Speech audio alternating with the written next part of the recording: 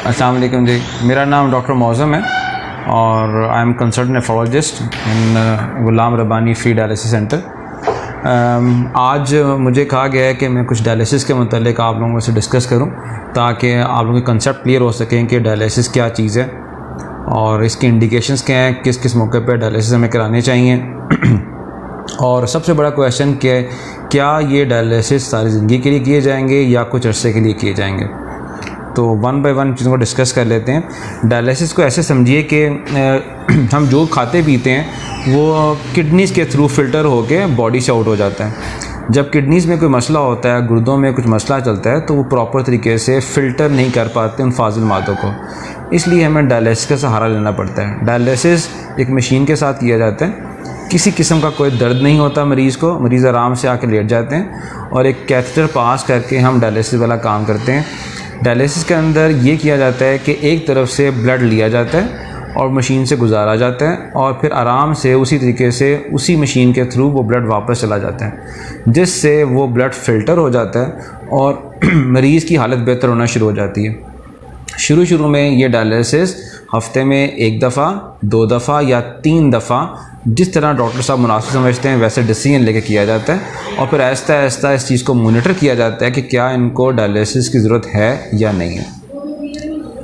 आप हम डिस्कस कर लेते हैं कुछ के डायलिसिस किन वजूहात के बेसिस पे करना चाहिए।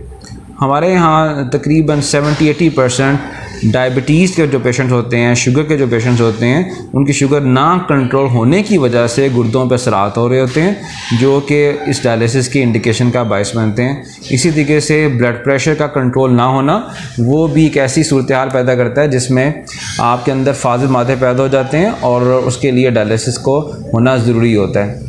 कुछ पत्थरियों का मसला होता है, गुर्दों में पत्थरियाँ बन जाती हैं तो गुर्दे बाकायदा काम नहीं करते, जिस वजह से डायलिसिस करना पड़ता है।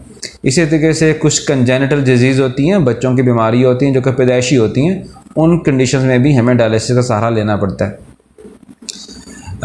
नेक्स्ट जो सबसे इम्पोर्टेंट क्वेश्चन है वो ये कि क्या डायलिसिस हमें सारी ज़िंदगी कराने पड़ेंगे या डायलिसिस वक्ती तौर पर होंगे। इसका जवाब ये है कि ये सब चीज़ें डिपेंड करती हैं पेशेंट की क्लिनिकल कंडीशंस के ऊपर और उसके डायग्नोसिस के ऊपर।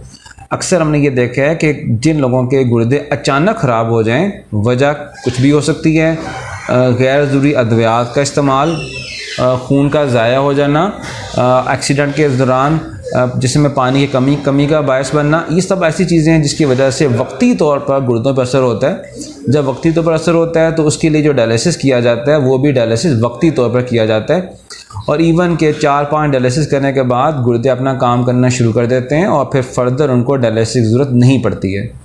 कुछ ऐसी कंडीशंस होती हैं जिसके अंदर आपको बाकायदा डायलिसिस की ज़रूरत पड़ती है। उन कंडीशंस में एक लॉन्ग स्टैंडिंग डायबिटीज़, काफ़ी अरसे तक 10-15 साल से शुगर का रहना, ब्लड प्रेशर का मसला जो कि 10-15 साल से ब्लड प्रेशर का मसला चल रहा हो और कुछ ऐसे पत्थरियों का मसले जिसकी वजह से गुर्दों को नुकसान हुआ हो।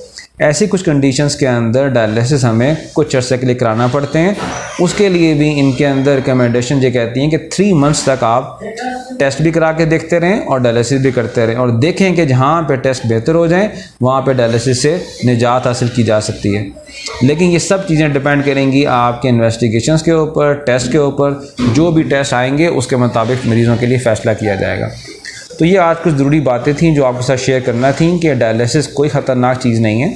सिंपल सा मरला होता है जिसमें एक तरफ से ब्लड लिया जाता है, मशीन में से गुजारा जाता है और दूसरी तरफ से मशीन के अंदर से ब्लड वापस कर दिया जाता है।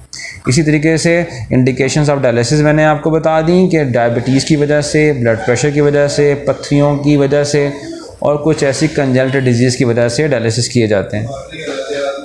एनी क्वेश्चन जो भी आप पूछना चाहते हैं हमारे फेसबुक पर जाके आप क्वेश्चन पूछ सकते हैं, तो इंशाल्लाह मैं कोशिश करूँगा कि उसका भी जवाब आप तक पहुँचा सकूँ। Thank you. अच्छा, दूसरा मैंने आपको कहना था कि आप काइंडली ये चैनल को सब्सक्राइब ज़रूर कीजिए और बेल आइकन को भी हिट कर दें और जितना भी हो सकता है, क्योंकि ये एक सदका जारी है, इसको आप शेयर करें लोगों के साथ ताकि इन लोगों को पता चल सके यहाँ रब्बानी फ्री डायलिसिस सेंटर है और जो भी ऐसे पेशेंट जो डिज़र्विंग हो उनको यहाँ रेफ़र किया जाए ताकि उनका फ्री ऑफ ट्रीटमेंट इलाज हो सके। शुक्रिया।